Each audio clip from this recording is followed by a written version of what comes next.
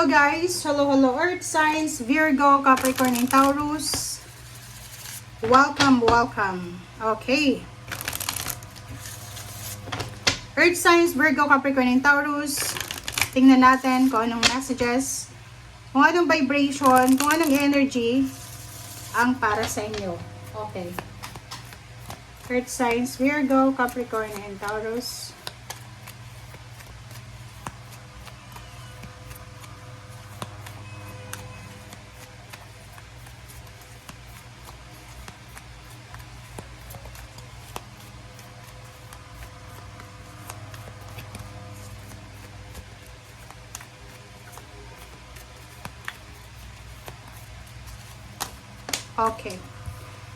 Okay, first card natin, Earth signs, Virgo, Capricorn, and Taurus. Wedding, marriage. Okay.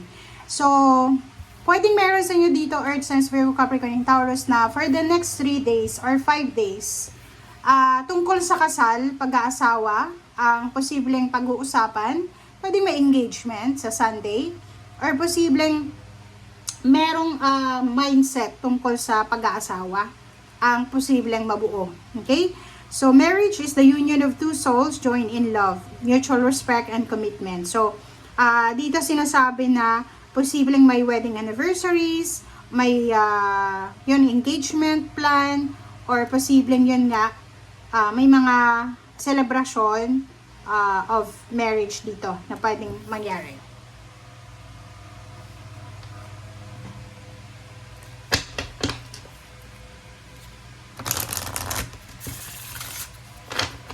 Okay.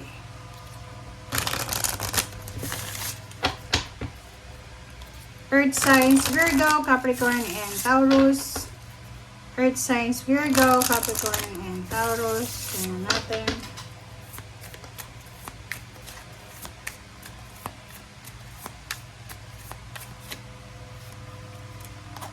Okay.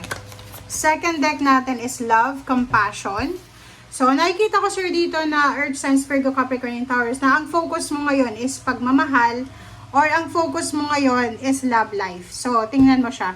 Okay? So, ang focus is love life or ang focus dito is relationship or emotion.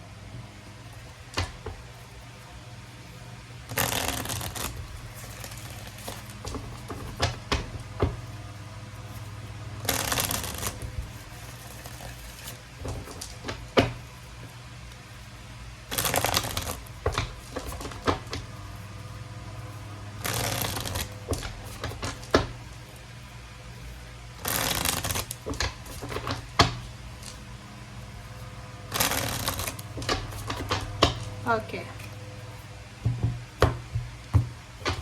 Okay, third deck natin is first message. Mag-iingat ka kasi posibleng ikaw ay meron kang trabaho, meron kang negosyo, or marami kang plano tungkol sa financial. But meron ditong energy, it's your energy to, energy ng Capricorn na pwedeng maging sagabal. So, especially kung ikaw ay Capricorn. Okay?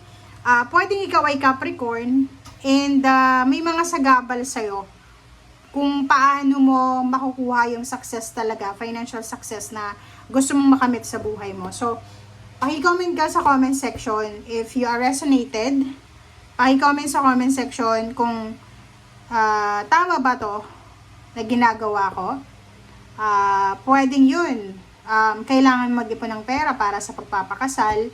Kailangan magbenta ng ari-arian para sa pagpapakasal, para makakuha ka, makalikom ka ng pera, parang ganun. So, yun ang kailangan ng bigyan ng pansin.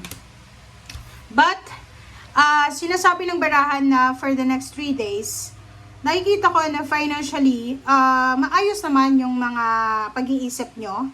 And yung iba naman sa inyo dito, emotion, maayos din. Okay? Pwedeng meron na emotional success, emotional celebration na mangyayari. Yun nga, wedding anniversaries, birthday celebration, homecoming, reunion, binyag, party, any types ng party, housewarming, house blessing, baby shower.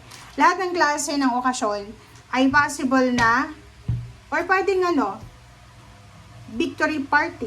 Parang ganon.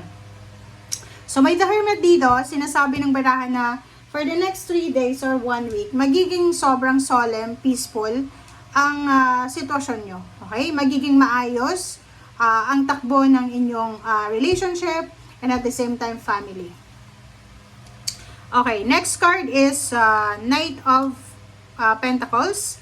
So, yung Knight of Pentacles dito, sinasabi na sa usaping pera, possible na magbago yung takbo ng buhay mo. So, unang-una, sinasabi maraming tao na pwedeng pumasok sa buhay mo para magdala ng swerte or pwedeng mag-offer sa'yo ng trabaho, mag-offer ng pwedeng pagkakitaan. Etong Wheel of Fortune, sinasabi ng bara sa'yo na kung sa usapin na pera, maraming chance or chances na talagang mababago yung takbo ng financial mo. Okay? Mabilis to eh. O, diba? So, sinasabi ng bara sa'yo dito na as much as possible, kailangan mong mabilis dito. So, kung may mag-offer sa'yo ng trabaho, negosyo, or any source of income, as long as na legal yun, i-grab mo na yung opportunity, mabilis. Kasi mabilis din yung pagbabago eh. Okay? Kung i-grab mo yung opportunity na yan, mga financial offer na yan, biglang magbabago yung takbo ng buhay mo, and at the same time, hindi ka magsisisi. Pero kung like for example, may nag-offer sa'yo ng trabaho tapos wala kang reaction, dinidelay mo yung proseso, manghihinayang ka niyan sa mga susunod na araw. Okay. Sa usaping mutual relationship, intimate, mag-iingat yung iba. Pwede yung iba magse-celebrate ng success ng kanilang marriage. Pero yung iba, kinakailangan nyo ng sobrang pasensya.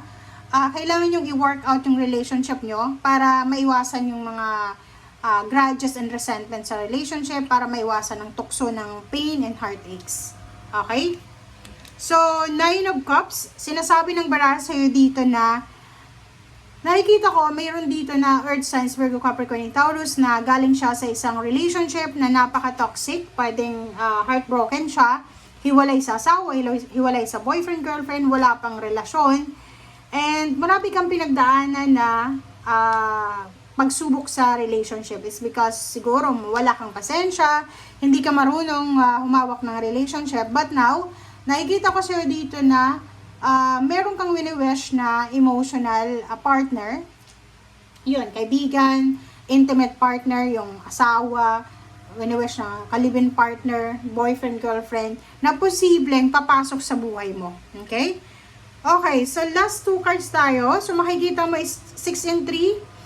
Sinasabi ng baraha sa'yo dito na dahil sa isang business, dahil sa isang collaboration, dahil sa isang offer, partnership offer, posibleng maging maayos yung takbo ng buhay mo. So, kung nag-iisip ka ng paraan kung paano kumita ng pera ng mabilisan, ang pagkakaroon ng kahit small na negosyo, napakaliit na negosyo, ay compatible para sa'yo. Kasi yung negosyo na yan, pwedeng yan yung maging stepping stone para makuha mo talaga yung wini-wish mong financial success, maging balance yung financial mo, and then makaalis ka na sa financial scarcity or stagnation.